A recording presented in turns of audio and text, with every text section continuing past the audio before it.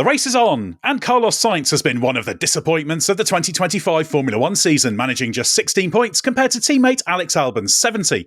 So why has his Williams move so far gone wrong? And might he be regretting turning down a move to Audi-owned Sauber? I'm Ed Straw, and joining me to explain what's gone wrong are John Noble and special guest Nate Saunders. Well, Nate, it's always good to have a newcomer on the podcast. The name Nate Saunders will be familiar to some listeners, no doubt, but perhaps you could introduce yourself and show us your credentials. Hopefully familiar for a good reason. I'm not sure if that's the case, but yeah. Hey guys, thanks very much first of all for having me on. I work at ESPN, so I'm one of our F1 writers there. Anybody watching will see the cursed book over my shoulder, which is the Forza Ferrari book I wrote that came out earlier this year, about a little bit about the history of the team, Lewis joining, and it was quite maybe amusingly now called How F1's Most Famous Team Can Win Again. And I don't think people at Ferrari have been reading that book. Not that it was a manual that they necessarily would have needed to win. Marked that. Was hoping they would mark that book coming out with a return to championship form, which hasn't happened. But been doing Formula One for about 10 years now, and obviously I get to spend a lot of time with the two of you. So good to spend some time with you again. And we should say you've been doing some dramatic mountaineering exploits, which aren't preventing you from podcasting, but might be limiting your movements a little bit. Massively. I massively appreciate it. I got a text from Ed yesterday saying we're going to do this remotely. And at the time, I was applying some deep heat onto my legs. I climbed Ben Nevis. Me and two friends did it for the Roald Dahl's Children's Charity, which a few of us have different links to. We've raised over about £3,000. So that was quite helpful to have in the back of the mind as we were going up the mountain, Ben Nevis. Very glad to be sat down and just, not moving this morning. So I appreciate that message, mate. What's the easiest way to find ways to donate? You might as well plug that, since you plugged your book shamelessly. Yes, yeah, absolutely. I've dropped the link a couple of times onto my Twitter, which is at Nate Saunders F1. If you follow me on Instagram, please don't send me any abuse, but it's on there as well. But it's justgiving.com/Ben Natevis. Quite easy way to remember that. So if you do want to donate, that would be amazing. The link is still open. Very proud of the branding there. Yes. Ben Natevis. That's I couldn't help myself. I couldn't think of anything better. Maybe is a better way of saying it. Right, well, John, we'll come on to you, because before getting into the wider topic of Carlos Sainz, it is worth us looking at that successful right of review petition that led to that Dutch Grand Prix collision with Liam Lawson being reevaluated and reclassified as a racing incident rather than Sainz being held responsible. So was it the right decision? I think so. I think it was an incident that, as Carlos Sainz had said, it left everyone questioning what the racing rules were. That we all understand this, the battle of front axles, and you need to be ahead at this different positions in terms of the car on the outside, car on the inside, who has the right to racing room, potentially getting squeezed out. But what had been different with this incident was that the collision happened, and then the guy on the outside had been given the penalty for being in the wrong. So I think it was a step above what everyone thought, how they understood the regulations. And I think when FI stewards have stepped back, they accepted the new evidence that Williams brought, looked at it, realised that, while Carlos accepted the risk that was there, and if there had been a collision based on Lawson not having that moment mid-corner, then he would have been at fault. But I think it was the right decision. And I think it's just part of this process. These guidelines, I think the FI have been clear that they aren't absolutely set in stone. They are living, evolving, breathing rules. I'm sure it'll be discussed in the driver's briefing next race, and obviously later on this year when it comes to the annual review of everything. All these incidents come up and we can shape them better for the future. You, Nate, but the one thing that slightly puzzled me is I do think this is the right outcome. I do think it was a racing incident, but I'm slightly puzzled as to why the moment Lawson had wasn't spotted, because it was there, that they could have seen it, that the extra evidence maybe showed it more. But that slightly puzzled me, and that's the one thing I'm a little bit surprised about, that the penalty was given in the first place, even though this is the correct course of action. Yeah, same. And I think that was why Carlos was, in the mood he was in after that race, because it was so obvious seeing that as well. And I agree with everything John just said. I think this is the right call to make, and this is the precedent they need to set. That is slightly worrying, that it almost takes 2 weeks to kind of get to this decision. You look at it again. Williams obviously had that moment, like all of us, in the front of their minds, and went back to the stewards for that appeal. So yeah, I thought that was strange. I do feel for the stewards to a degree, because it's not like an offside in football. No two incidents are ever exactly the same. There's so many little things, and you do wonder with Formula One have we moved towards the thing where things are almost being looked at so much that you actually can miss something quite obvious? You're looking at little things like, as John mentioned, where different axles are compared to everyone else. You might just miss the common sense fact that actually Lawson there, the way Lawson moved into that corner meant that it was racing incident. Neither driver promptly to blame. I'm glad they've turned it around. I mean, it's one thing making a mistake. I think if you can overturn that, I wasn't actually sure they were going to do it. I don't know about you two, but I assumed that this was just going to be something where the FIA said nothing to see here and move on. So the fact they did it, I think, was actually positive, even though it doesn't look great, but it looks better than if they'd just kind of turned around and done nothing about it. Yeah, obviously the main thing it achieved was getting those 2 licence penalty points off Sainz's licence, as well as making a point. But yeah, I was slightly surprised they accepted the review, because you have to first accept the review can happen with the new evidence, and then it happens. So it's a 2-stage process. So I thought it might fall at the first hurdle. But anyway, I think that's a sensible decision. And I think that's a good point you make about maybe they were looking at a lot of those guidelines details rather than just looking at the whole thing.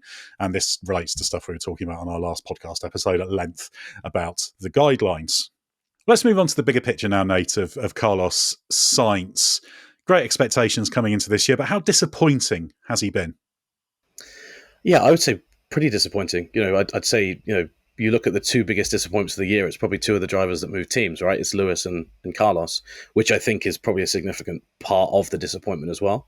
But I think the biggest frustration for all of us when Carlos kind of had to leave Ferrari was that it felt like he'd just really been able to establish himself, after years and years of kind of climbing that ladder. He'd been able to win races. I think everybody, looked at it and said, well, Carlos is one of the best drivers in Formula One now. At points last season, he looked as good as Charles Leclerc did. So going to Williams, everyone thought, okay, it's a step down, but it was almost like, well, he's gonna elevate the team up. And actually, he's been overshadowed a little bit by Alex Albon, which I'm not surprised about, because I think Alex is also a very good driver. But, we heard, didn't we, at the start of the season, how difficult Sainz and Hamilton were going to have the transition period. I remember them both joking, I think it was in Melbourne, about they effectively were looking at data upside down, because both teams plot their graphs differently, with a different axis. And it was literally like, okay, everything is upside down here. So you assumed there was going to be a slow period. But I think since Austria, when Carlos didn't start the race, that's when it's really been stark, because Albon's been scoring points, Carlos hasn't been. And that midfield is so tight. If you're Williams, you can't really afford to have one of your drivers. It's not like he's just finishing, but Lewis is at least kind of finishing a couple of places below Charles Leclerc for Ferrari.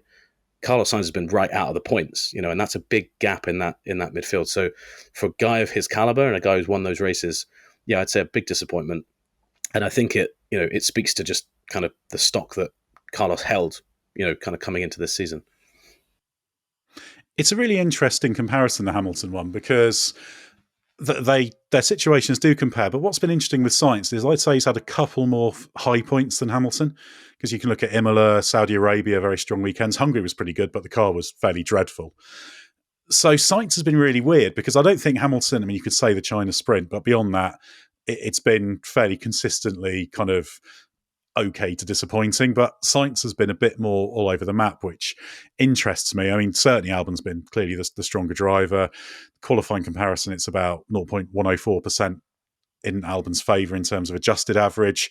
It's 0.16 Leclerc versus Hamilton, so not dramatically different, but kind of a step back from that. But that's the strange thing, John, because Sainz, his adaptation, he talks about that it hasn't been a huge problem in that regard, but he's kind of run up against a combination of the car characteristics in terms of that combination braking turning problem, that it's just not as consistent and dependable a car in those conditions, and struggles. And also he's had an inordinate amount of incidents of all kinds, his fault, team's fault, other people's fault, that have meant clean weekends have been at a premium. Yeah, I think he potentially is the strongest disconnect between potential and pace that's been there on paper in terms of what theoretically could be delivered if the weekend had been trouble-free, and what's actually been delivered. It's just been endless weekends of incidents, whether it's the Austria brake fire before the start, Canada qualifying, getting Hadjar's dirty air in the weekend being derailed there, the incident of Lawson in Zandvoort, the crash with Ollie Behrman in Monza, the crash with Tsunoda in Bahrain, clipping Alex in Miami, trying to avoid Lando Norris on the first lap. So it just seems to be this magnet for other things happening around him, which what can make the difference in a weekend going smoothly, you're getting the P6, P7, P8, P9, or being outside the points. I think, and someone spoke to someone in the Sainz camp in Monza, said the main thing they absolutely want is just a clean weekend where nothing happens. They'll be absolutely fine and happy with a couple of points if the weekend had been totally clean, and that still hasn't happened yet. Yeah, and to that point, Zandvoort was like the perfect example of that, wasn't it? Running really well, got that penalty, but obviously the collision with Lawson knocked them both to the back. And at the time, even before the penalty discussion, I think Carlos had been in a really good position potentially to challenge for points. So that frustration, I remember in Zandvoort, it was the double frustration of I shouldn't have had a penalty, but also how unlucky can I get? Like this kind of thing keeps happening to me. So at some point, you would imagine that that bad luck's got to kind of flip around for him. Yeah, there's maybe a little bit of exasperation creeping in. I think both the Zandvoort and Monza incidents, while I'm completely happy with them being a racing incident, I think Sainz, in terms of risk assessment, etc., had a part to play in them, because it always gets consumed with this who was at fault thing. But actually, you try and look at what both drivers are doing in that, who could have done what your risk level was, etc. So maybe he's reaching a little bit too much as a result of the struggle to get those results. But I think, totaling up, you mentioned a number of the incidents. I think there's been about 10 races that have been compromised by incidents of some kind, or mistakes, or he had a grid penalty early in the season. That was Japan, wasn't it? That was blamed on the team. So there just always seems to be something, and I guess that's the big question, isn't it, John? Can he just sort of settle down and clear his mind and just do what he does? Because those things won't keep happening. At least if he gets his risk assessment right, they won't keep happening, and things should come in. Whereas it feels like there's still a big question mark over Hamilton at Ferrari, it still feels like Sainz at Williams will work, even though it's been so astoundingly disjointed so far. Yeah, I think in some sense, if you're a racing driver, I think while it's frustrating in the moment that you've got the pace and the potential and you feel results could have been much better, and then things are getting derailed by endless incidents happening, the law of averages means at some point those incidents don't happen and you do hit the potential. It's a much better scenario than qualifying 19th every weekend, somehow lucking into a couple of points, because some point the luck does change and you will finish 19th all the time. So I think in some senses it's annoying at the moment, but you see this with drivers sometimes. They have years where all the luck's against them. Everything that can go wrong does go wrong. Every little element of good fortune is absent, and then it can switch and suddenly things turn around. So I think the foundations are there for good form. I think it's brought a lot to the team behind the scenes that isn't being manifested on track in terms of car design, direction, philosophy, processes, setups, all those elements. Just things haven't quite clicked on Sundays, but I think in time they will. Nate, we've already established that if you were Ferrari team principal, things would be going much better through your book exploits. But if I put you in charge of Williams, would you be happy in James Vowles' position with what you're getting from Sainz, considering A, the effort, and B, the financial commitment that it required to get Sainz into the team? I think you'd be there'd be a voice in the back of your mind maybe saying, okay, let's monitor this. But I think that what John has said there is, I think, really, really good way of putting it. It's not like this isn't a massive discrepancy that you mentioned how close they are in qualifying. I think everybody knows once Carlos gets over this hump of bad luck and maybe lacking in confidence, we know what the pace is. I think the more concerning thing, if you're James Vowles, would be new regulations at the start of next year. If Carlos Sainz is still struggling at the start of coming into a new season, he's fully embedded with the team.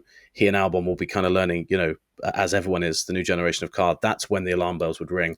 If I was James Vowles, I think in a weird way, but the weird way this regulation cycle has worked with two drivers moving at the end of a regulation cycle, it seems to have been quite an extreme example of catching those drivers out. Because I don't want to keep bringing up Hamilton, but you've got statistically the best driver of all time, and then Carlos Sainz, won a handful of races as well. The fact that both of them are struggling, I think it speaks to how big that challenge has been. And James Vowles is smart enough to know that as well. So I think you might have a little voice in the back of your head, but the great thing about what Williams did was they signed up to a long-term commitment with Carlos Sainz exactly because they knew how good he was. And I think that Vowles is the kind of guy who I think he can see the bigger picture. He knew Carlos Sainz also knew he wasn't going to Williams to smash the doors down in terms of results in year one. It was, what can we do by the end of this partnership? So I think 2026 will actually be the bigger one for Williams. I mean, maybe I'm wrong. Maybe that's a short-sighted view of it, but I feel like this year, I don't want to say a write-off because I don't think there's ever such a thing as a write-off year in Formula One. But if you were assessing a multi-year contract, this is that kind of dovetails over the regulation changes we have. I think you can give Carlos some leeway, but it has to turn around. You'd want to see it turn around at the end of this season, but it absolutely has to be different. Start of 2026, just up at a much higher level than it has been. I think that's when you'd have to judge it. Yeah, you'd want to see him picking up a few more results in the back end of this season just to confirm that trajectory. But obviously there's the car limitation.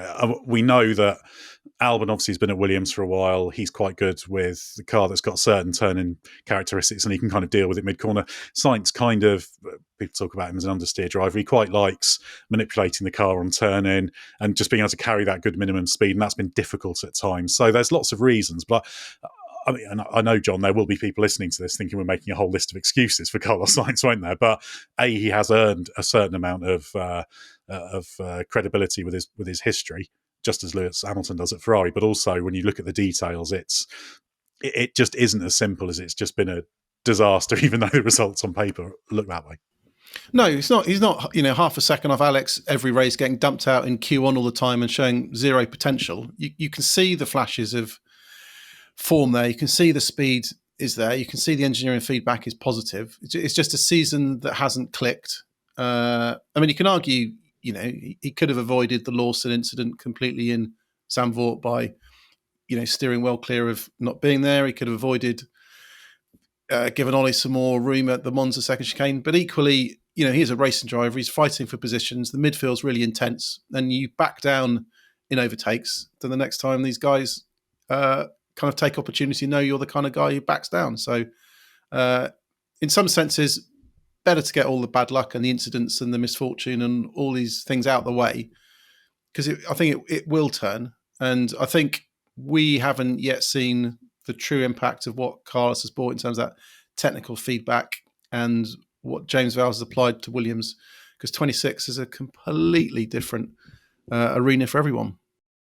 Yeah, 100%. It's worth just throwing in the qualifying segment stats, because Albon's made it to Q3 8 times, eliminated in Q2 7 times, eliminated in Q1 once, and Sainz is 6 Q3s, 7 Q2s, 3 Q1s. So it's a couple of those disastrous Q1s, probably away from having a very similar record. So Sainz has been really interesting. What will worry him is, as Nate alluded to, if we get to next year and he's continuing to struggle, then it'll be a bit of a different discussion. But I think for now it's been probably frustrating is the best possible word, because it's not been as bad as the results suggest. But also, even if it had gone perfectly, it wouldn't have been quite as good as you would have hoped. And I think the other thing to point out here is Alex Albon is not kind of a slow driver. He's very, very quick. I think he's perhaps been underrated in the past. He's been on his A game this year. And it is a big challenge to get on terms of Alex. So I think that's something that's easy to overlook as well. You think, oh, well, he's not impressed against Alex. But I think Alex has been, superb this year. A very, very strong season. Very quick in qualifying. Well executed on Sundays. Both have battled frustrations with the kind of the narrow setup window of this Williams and the tyre characteristics and lots of other elements. So you've also got to put in context of who he's up against. Well, that's exactly what we're going to get onto after this break. So we'll be away for a moment and then return with more Alex Albon. Well, let's talk a little bit more about Alex Albon now, Nate, because that is a big part of the Sainz story. Do you think Albon has been that good, or have Sainz problems flattered him, or is it somewhere in between? I think it's somewhere in between, but I think John nailed it. This has felt, not that we really needed it, but it felt like a validation season for Alex Albon. If you look at his years with Williams so far, I mean, who have his teammates been? It's been Latifi. He had De Vries, for that one race where De Vries came in did really, really well. Had Sargent and Colapinto. I would say probably all drivers where people looked at it and said, okay, yeah, well, Alex Albon should be beating those guys. He's either been at the team longer, he's just seen as a better driver than those guys. Carlos coming in, I think he's raised his game or he's raised his perception alongside him. If you look at John mentioned, the issue that Carlos had in Austria, the difference between them then especially has been when it's been most stark. But you look at Alex's results and the consistency is really amazing in the races. You know, he's really able to build a race from qualifying just in a way that not many other drivers on the grid actually can. You know, we've seen so many examples with Alex, haven't we, this season, but I think since he's been at Williams, where he's just done some unbelievable things with tyre management to really just propel himself up the order. And for a team like Williams, that's an absolutely invaluable trait to have. So I think it's a mixture of both. It's probably more on the side, I would say, actually, of Alex Albon's form making Carlos look a little bit worse. Because if Alex was struggling, I don't think we'd be having this conversation the same way. It would be, oh, this is just a very difficult car to drive. It's, you know, Alex Albon's doing this, Carlos Sainz isn't quite managing it. And it reminds me, in terms of dynamic, a little bit of that first year at McLaren when you had Lando Norris and Daniel Ricciardo together. You had the guy that everyone expected should be doing better, isn't doing better. It's not the best comparison because very different points in their career, but I think the perception was Carlos would come in and everything would be great, and it's not quite gone that way for him. So I think Alex deserves a lot of credit for the way he's done that. And really, I mean, obviously we've still got, 8 races left, but it would be surprising if we got to the end of the season and Alex Albon wasn't in a lot of people's kind of top 5 drivers of the season. And I think that really speaks volumes to why this comparison has seemed so stark for a long time, because to me, it's difficult to see somebody who's been as consistent this season. There's been a few drivers, obviously, but in the midfield especially, you know, Alex Albon has probably been the guy in terms of his results. So yeah, I think that's not helped Carlos's cause in terms of, you know, weighing up how well he's been doing. Yeah, 4 fifth places I think Albon's managed to have. But it's interesting, isn't it, John? Because a few times this season, Albon's been asked if he's raised his game to have this advantage over Sainz, etc. And Alex always pushes back quite emphatically on it, doesn't he? He says, I don't think I'm doing anything particularly different or particularly better than last year, really. Just the car's a bit better and people just have a better barometer to measure him with. Yes, it's a classic racing driver thing that you always, you know, a quick teammate comes in, you impress against them, then people's perception is you've lifted your game. And they may not feel they've lifted the game. They're probably doing exactly the same job they did before. But there's probably a reality that that car is being pushed a bit harder. There are new levels of performance that Carlos will be extracted from that car that perhaps his predecessors, Franco and Logan, weren't delivering. And in that way, although you're not don't feel you're raising your game, you're actually raising your game because you're being pushed harder. You are finding more extremes. You're taking it to a limit that is different to the past. And I think with Alex, we are appreciating just how quick he is, and he's having to, when he pulls these performances off, they are looking impressive because it's up against Carlos Sainz. Whereas if you're beating teammates of the past, it's what he's expected to do. So if he was 3 attempts ahead of them or 5 attempts ahead of them, it's all would effectively be the same because he would be expected to be ahead of them. And we should note as well that it's not as if Sainz has had loads of problems and incidents and things outside of his control and Albon's had a completely clean run, because Albon's had weekends where that sort of thing's happened to him as well, albeit not as frequently. But I think, Nate, it just shows Williams has got a very strong partnership here because they are 2 strong drivers. I would be very surprised if, to revisit that previous comparison you made, if Sainz goes the way of Ricciardo in his second McLaren season, because we thought, oh, new rules, new car, everything will go much better for Ricciardo in 2026, and it actually got worse and basically didn't quite finish his F1 career, but certainly finished his McLaren career. So that's the big positive for Williams, isn't it? They have got the strongest 2-driver lineup in the midfield and one that actually wouldn't look too out of place in a top team. Yeah, no, you're spot on. When I made that comparison, my brain caught up with what I'd said, and I was like, that's why I had to kind of clarify that it wasn't a perfect one, because exactly that. Like, I don't think we'll see Carlos Sainz flame out in the same way that, you know, we saw Ricciardo do at McLaren. And yeah, I think everything we've heard from, you know, what was it, James Vowles, even before we knew Lewis Hamilton was going to Ferrari, he'd pitched to Carlos Sainz. It was in Abu Dhabi, wasn't it? The race kind of before the break where the Lewis Hamilton to Ferrari kind of news story broke. He'd identified early on, that's the kind of driver I want to pair with Alex Albon. So I think that absolutely it's one of the strongest lineups on the grid when they're both, you know, performing at that top level. And I don't want to repeat what I said, you know, earlier on, but there's so much focus for all of these teams on 2026. And if Carlos Sainz is, John made the great point earlier, if you're getting all of this out of your system now, and he can come into 2026 as the Carlos Sainz we recognise a little bit more from Ferrari, then I think it will be one of the strongest partnerships going, because you've got Albon at the level he's at, multiple race winner in Carlos Sainz, and really, if you can keep those two guys together and happy, when Carlos Sainz joined, he was talking about, look, I want to win a championship here. He said stuff like that previously. So obviously seems far fetched right now, but that's the mindset he's taking in there. And if you can keep a lineup like that long term, obviously it saves you a lot of headaches around driver market time. But the stability that comes with that obviously trickles down to the team in terms of the way you're developing the car, the way that you're able to kind of even talk to other talent about joining the team. If you say, look, the stability starts with the drivers and goes down, massively, massively important. So I still have faith that Williams will go the opposite direction of the Daniel Ricciardo McLaren that I kind of clumsily alluded to.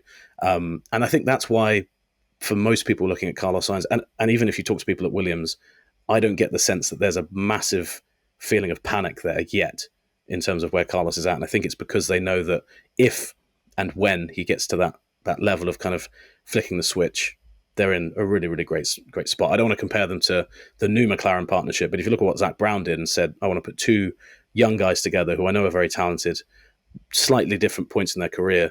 Williams have done similar with that. They've said, if we can, if that partnership works, it's long term. You've got several years out of them both. So I think that they're still in a good position, and the value for both of them is still pretty high. John, do you think there's any danger that Albon might feel a bit undervalued? Because obviously there's been so much talk at Williams. James Vowles is always being asked about Sainz's performance. And because things on paper haven't gone as well as hoped, he has to talk about why they've not gone well for him so often. There's kind of a danger, isn't there, that the incumbent driver who's been carrying Williams for several years, pretty much single-handedly, will be sitting there thinking, well, I'm showing again I'm doing everything right, and still the big talking point is Carlos Sainz, and the team boss is always talking about him just because of the questions they're being asked. I think some drivers would fall into that trap if they felt that they were delivering all the results and they weren't getting the credit. But I think Alex is super intelligent, very calm outside the car, can see the big picture, steps back. I think he's someone who's just super happy doing the job he's doing, understanding his contribution to the team. I think he will feel value from James Vowles. And I don't get a sense that people ignore the strong contribution he's making and the good job he's doing. I don't think anyone's suggesting that Carlos Sainz is automatically the number one driver there. He should be 2-3 tenths ahead of Alex and all this sort of thing. I think they are very, very equal drivers. As Nate says, slightly different stages of their careers. Both have got different strengths. And I think there's still, both have this personality where they can work together for the greater good and push this team forward, and both will enjoy the results off the back of that. So I think it's a very healthy dynamic from the pair of them that doesn't risk being torn apart by one of them wanting all the spotlight or wanting all the attention on them. I guess that's the other thing, isn't it? They're very much, it's full focus on the future, isn't it? James Vowles has made that clear. They have been a bit inhibited this year compared to what they could do with how quickly they switch the focus fully to 2026. Others have done that, but there was a phase when they were waiting for that big upgrade they had when they slipped back a little bit and were struggling a bit more, but they seem to have reasserted themselves a bit more now. So from that perspective, I guess it's worked, hasn't it, Nate, for Williams? It doesn't look like it's worked necessarily, but Sainz to Williams is not quite the failure the results suggest, provided those results do clear up. And that's great for them, because also they invested in Albon in the past, who's improved no end. And just compare Albon, the uncertain driver who was with Red Bull, compared to someone who's really in control now, isn't he? And they've got, I think, two drivers with that kind of character. They know what they're doing. They know what they want. They communicate very well. Albon's certainly not been backward in coming forward when asked about problems with the car and that kind of thing. So that's very positive, because it means they're focused on the right things. Yeah, absolutely. And I think Sainz even going there in the first place was a coup, wasn't it? And it was validation of the project that James Vowles is trying to build there. And I think you're absolutely right. I think Johnny, I think both of you have said it perfectly. The way they work together is very telling. You don't always get that harmonious feeling between drivers. I think it is because they can see that bigger picture. Williams seems like a very nice place to be at the moment. There's a lot of optimism, and you can see it on track. And also, as much as we're talking about Carlos not doing what we wanted him to do and maybe being one of the disappointments of the season, in the championship, Williams are quite clearly that kind of best team in the midfield in terms of the points. There's a clear gap from them to the rest, and that's with all the issues that we've been talking about. So, I think when you look at it like that, it's maybe not worked as well as it could have done. They could have been even further clear. But clearly that lineup is way better than it would have been had they, for example, continued with Albon and Sargent, or, Albon and, a very, very peaky Colapinto, because I know he had some high moments last year, but obviously we've seen Alpine him struggle as well. It's clearly night and day's difference to what they could have had together. So, I think while the Sainz element is disappointing, weirdly, and maybe this is the paradox of the whole thing, is the Williams situation does seem very optimistic and very positive at the same time. I think that's the one thing that if they get to the end of the season and they miss out on fifth by a few points, then it will almost certainly have been Sainz's reduced points contribution that's cost them that. That will be the disappointing thing. But again, as we've done in this podcast, you try and look at the reasons behind that. And also Sainz will be hoping that he can start to contribute. He's, I think, had 6 events without a Grand Prix points finish at least. I think he's had the Spa sprint, he got some points, didn't he? But it's just all been going wrong. So he'll be wanting just to get some proper points on the board and help get Williams over the line. All right, John, we're going to kick off the final part of the podcast with a question from the Race Members Club from John Ayres, who says, it seems that Carlos Sainz's first season at Williams has been hugely underwhelming, and it feels like Carlos is becoming more frustrated with their performance. Should he now start to regret not taking a seat at Sauber/Audi? Which is an interesting question. We've addressed some of that in terms of performance, but that with Sauber being on the up, what do you think? Well, there's an element of recency bias here as well, because start of the season, it was an absolute no-brainer that Carlos had made the right decision, because I think, we didn't expect much from Williams this season. They were the first team that was wanting to commit everything to 26. If they'd finished 10th in the Constructors this year, it wouldn't have been a surprise, I don't think, because they were throwing everything for 26. That they hit the ground running, that the car was quick, at a time when Audi was struggling. It just seemed obvious that this was 100% the right decision for Carlos. Then as the season's gone on, obviously, Carlos has had this, run of, we can call it bad luck or getting involved in incidents and things not clicking. As Sauber's got rid of this car nervousness, this sensitivity to wind, to traffic, and the results have ticked up. So then you can think, well, maybe, Sauber's going in the right direction, looking better. But Carlos didn't go here for the 2025 season. He's gone to Williams for 26 and beyond. And I think still heading into next season, I think on paper, Williams still has huge potential to go forwards. And I think if you had a Mercedes customer engine in the back versus an Audi engine in the back, I still think you'd probably go for the Mercedes, just from what we're hearing in the paddock. I don't think Audi are expecting to set the world alight next year, because it's a big step for them. So I think, sure, you can say, would Carlos have had a podium for Sauber this year? Maybe, could be. But I think longer term, I still think he's made the right call. Yeah, and it's interesting with Sauber, isn't it? Because they've gone from massively underperforming and kind of squandering this run up to the Audification, as I like to call it, to kind of at a decent level. But they kind of got to the level they really needed to be at by this point, and they should have been a little bit earlier. So, like you say, we shouldn't get too overexcited about the kind of short-term gradient, if you like. And I think the other thing with Williams is that they're further ahead in terms of their recruitment, etc.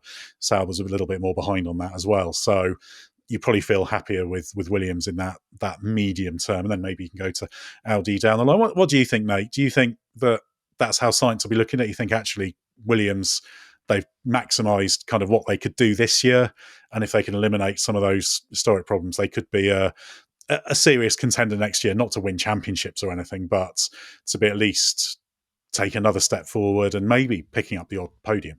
I think so. And I mean, I know it's a very different time. We're talking a decade ago, but the last time a new engine manufacturer came into Formula One, it did not go well, right? So it's a big unknown to even contemplate, making that big of a change. If you talk about the unknowns that are already existing in 2026 in terms of, clean slate, pecking order, all of the sounds that we're hearing about 26 in terms of where the engines are, is Mercedes going to be very, very quick. So yeah, I think that's what John was saying as well. But I think it is so easy, isn't it, as fans and as media, to look back and, like John said, the recency bias is big there. But I actually agree with what you said, Ed. I think Sauber, as good as it's been to see them come back, I think it suggests that for years they just weren't performing at the level they could have been.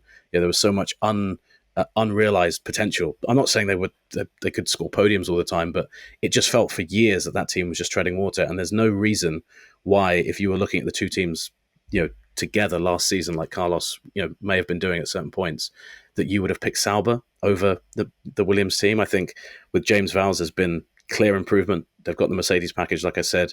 Everything James Vowles has kind of said he wants to do has come true. He's talked in a very kind of James Vowles way about this is where we're at right now. It's not great. I want to get to this point. And the Sauber project, there's been a lot of different moving parts. We've obviously seen people come in at different levels. I think Jonathan Wheatley there will turn out to be a very, very good appointment. But before that, there was a bit of a kind of a churn almost, wasn't there, in terms of who's leading this project, what's the face of it, who's where. So all of the in terms of that question that you started the section with, I don't think he'll regret it, because I don't see Sauber massively Audi coming into next season as the team to beat, and I think Williams should be ahead of them just with that Mercedes package. So if they did a Brawn GP and suddenly won the title out of nowhere, obviously you would regret it. But I think that's so unlikely to happen that all of the smart money says that he's made the call at the time he should have made. And to be honest with you, even now, if you were to reassess it, I just think there's so many question marks on top of everything else with Audi. The age he's at, if you're 5 years younger, if you're Bortoletto, sign up for the long term with them, get in on the ground floor, stay there for a while. If you're signed, you can't really afford to do that. If it's a couple seasons even just kind of doing nothing, you really don't want to be in that position. So I don't think he's going to turn around and regret it in that sense. They're actually a really interesting pair of teams, Sauber and Williams, because they're both very upwardly mobile in terms of their ambitions and the investments and that kind of thing. So I guess, John, it comes to a question of timeline for them, doesn't it? The latest timeline Audi have given, I did an interview with Jonathan Wheatley, the team principal, just before the break, where he's talking about winning races and perhaps starting to threaten for championships by the end of the decade, which is not too dissimilar to the Williams one, because James Vowles has been very clear that 26 isn't kind of the end project for Williams. They're still going to be on an upward curve. So they're two of the teams that it's going to be very interesting to track their overall progress from a kind of gently encouraging position this year. Yeah, I think Audi are quite realistic about the challenge of next year. So much will depend on the power unit. It is up in the air. We don't know who's going to be best, but I think Audi, I did an interview with Mattia Binotto earlier on this year. It's kind of playing down expectations, thinks it could be a rough start for them with a new era. But then you hear comments, some positivity around Mercedes. You heard George Russell talk about potentially Williams could be the big surprise next year. So I think if you wanted to throw yourself in with a team that had on paper the potential to do something a bit out of the ordinary, then Williams has gone early with its car development, with a Mercedes customer unit, with two strong drivers, Carlos and Alex. It's potentially there. If the Mercedes engine is as strong as many suspect, and if it is dominant enough to push all the Mercedes teams to the front, that puts Williams in a great position. Yeah, I think that's the good point. Whatever happens, even if Mercedes doesn't have some massive 2014 style power unit advantage, they're going to be in the mix, aren't they, at worst? So that's why you'd probably be quite confident if you had a Mercedes engine there. So I guess the big question with Sainz, Nate, is whether you think that Williams is the team that he can get back to the front with and win races, or do you think there could be a point where he's starting to look around to jump ship a few years down the line? He's committed for the long term. He wanted a long-term project, but obviously if 26 doesn't go as hoped, he'd be naive not to maybe start looking around. Yeah, and this is where his personal stock is important, isn't it? Because if he has another stinker next season, it will be harder for him to find that move. We're in a weird position, aren't we? Because at the moment, we literally at the front of Formula One have a customer team beating one of their, they're beating a lot of teams, but they're beating the, Mercedes, who they're getting their engine from. So not beyond the realm of possibility that a team like Williams could do that. Obviously feels a lot further away from where McLaren is at. I mentioned it earlier. It really struck me when Carlos Sainz said, I think one day Williams can be in a position where maybe they're on, they're winning races definitely, but maybe they're in that title picture, which seems so far away right now. But we don't know what this new regulation set is going to look like, and to that point that you made, Ed, that the Mercedes power unit could be strong enough where we have kind of all of those cars up at the front of the pack. And if that is the case, it's a really difficult one to predict. So right now, it's hard to imagine Williams being back in that form. I think most Formula One fans of any age would love to see Williams there just because of the pull of that team and that name. But it does seem that what Vowles has done over the past kind of, especially the last year and a half, has put them in a position where, as a team, they're ready for that moment if it comes. In terms of being back in the podium positions, it's just now having the car to do it. They've definitely got the drivers to do it. In terms of would Sainz move on to another team, I think that was the shame for him, that he had to make that kind of downward step last, from Ferrari to Williams, was that he had done so much of that, waiting for that opportunity, got it at Ferrari, and then Lewis Hamilton just happened to be available to him. So for both these drivers, I hope that they do get an opportunity to showcase their race-winning acumen at some point in their careers. It would be great if it's at Williams.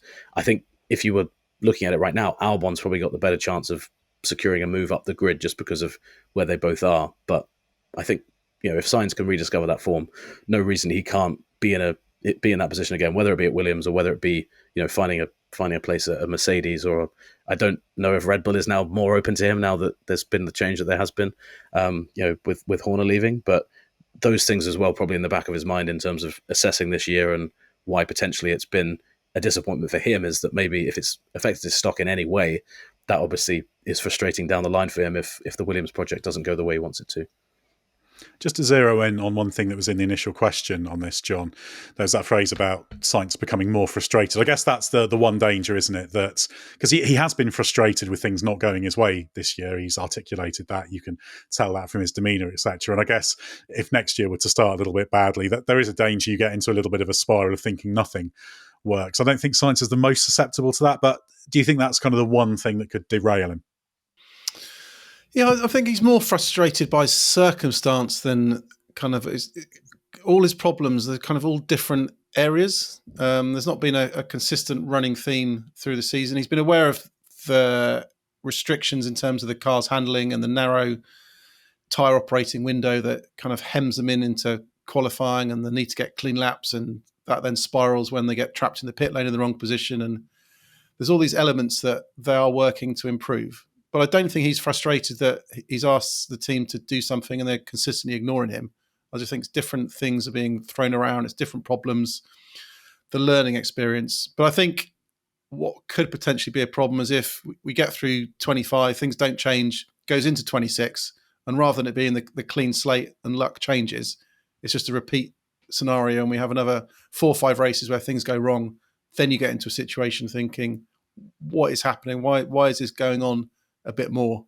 I think then you could get into an interesting scenario of kind of, does the team then start questioning what's happening? Does Carlos think, why are these things, why is it not clicking? What's going wrong? Is it me? Is it them? But we're not there yet. Yeah, I think that's the less likely path, but you can't rule it out until things have really come together. Right, should we look a bit ahead now to the Azerbaijan Grand Prix this weekend, Nate? More long straights there, different track to Monza in character, admittedly, but do you think Max Verstappen and Red Bull could cause another upset? Yeah, potentially, because I think all of the sounds, we've been talking about what people have been saying outwardly. Everything we've heard from Max Verstappen and Helmut Marko was talking about at the weekend has been around Laurent Mekies and how they're kind of extracting this performance from the car. The Red Bull problem for so long, if you look at that gap between winning in Imola and winning in Monza, was that operating window they had, right? It was so small. Often they were going the wrong direction over weekends. It feels like to me the noises coming out of Red Bull are that they've kind of fixed a lot of that, or they've, the way Mekies and that team is now approaching things is a bit different. Obviously, there's some revisionism maybe going on there because it's always easy to talk about the team that's in charge, but a circuit like Baku is an interesting one because if you look at where Red Bull has been strong anyway this season, in some of the higher speed stuff, you look at Baku and you think, well, they've just done it in Monza. Like you said, very, very different circuit. You could see them being at least competitive. And with the 2 McLaren drivers locked in as they are in that fight, I do think that opens up some interesting opportunities because, as we've seen, you can't just go all out on strategy. And these 2 drivers aren't going all out on strategy to beat Max or to beat Ferrari. They're just looking to beat each other. So that, coupled with the fact that Red Bull seem to have unlocked something, since the summer break, I think they'll be in the mix. Whether or not, Baku and Singapore, especially when you look at that, these are 2 circuits where I wasn't too sure, when you look at the run-in of races, how strong Red Bull could be. If they're strong in Baku, I think it really, it bodes well for the rest of the season, doesn't it? Because it would suggest that they've turned a corner quite significantly in terms of what they're able to do with that car, from the beginning of Friday to the end of Sunday. You'll see long straight, short corners combination for Baku should be potentially okay for Red Bull, although last year was tricky for them because they started quite promisingly and then were struggling a lot for pace. But of course, as Monza showed us, last year to this year is a very different kettle of fish. But John, if you were a McLaren driver, how concerned would you be about Verstappen being a part of this and being in the way? Or if you're, say, Lando Norris, would you think this is a good opportunity given you're playing catch-up? Yeah, it's a tricky one now because I think Max potentially being back in there, and I still think we need more data sets because while Helmut Marko was singing the praises of Laurent after Monza, equally that you go back to before the summer break, they took some setup risks in Hungary. It went wrong, and they had a disaster weekend. So I don't think we've got the full data set to say that a new approach at Red Bull of pushing risks, pushing setup, being willing to take things to the limit is definitely paying off. I think we'll know a lot more. If we come out this weekend and it's another strong performance, then I think something has clicked at Red Bull, but we need to see that yet. But yeah, I think in terms of the championship, it's really interesting now because I think Max is going to mix things in there. He's going to potentially be taking points away from positions because Monza, for example, forgetting the team order switch, but the gap between Lando and Oscar was only 3 points, whereas it would have been much greater if they finished first and second. He could also start finishing between them and extending gaps. So I think they're going to have to keep one eye on what Max is doing because I think it could be quite decisive as this gets down towards the end, even if it's still going to need a lot of, a bad luck moment for Oscar to lose a chunk of points for Lando to properly get back in this championship fight. Yeah, and on the kind of the McLaren pit wall side, I think if, obviously we talked ad nauseum about what happened in Monza, across F1 media. The reason they got themselves into that mess, obviously, was that both drivers went long to try and potentially beat Max with a safety car. Him being there means it's just one extra element in there, isn't there? They've got to kind of play around with. If they're running 1-2 every weekend, managing that dynamic between the two of them, a bit like Zandvoort before Lando's issue, it's very much, you guys know what you're doing, you know what the rules are, just obey them. Max being in there, I just think the pressure that's already on that team to try and ensure it's a fair fight, already very, very high. And also, I don't know if you guys agree with this as well, I think that Max will relish the idea of a Lando Norris or Oscar Piastri having to try and get past him for a key position at some point in one of these races. We've seen the way he races, especially against Lando. I think as much as Lando might like him being kind of that blocker between the two of them in the points, I don't think Max he's not one of those guys like, I'm not, I don't want to influence the championship fight. I'm going to completely back away from this. It's going to be, okay, well, I relish these moments.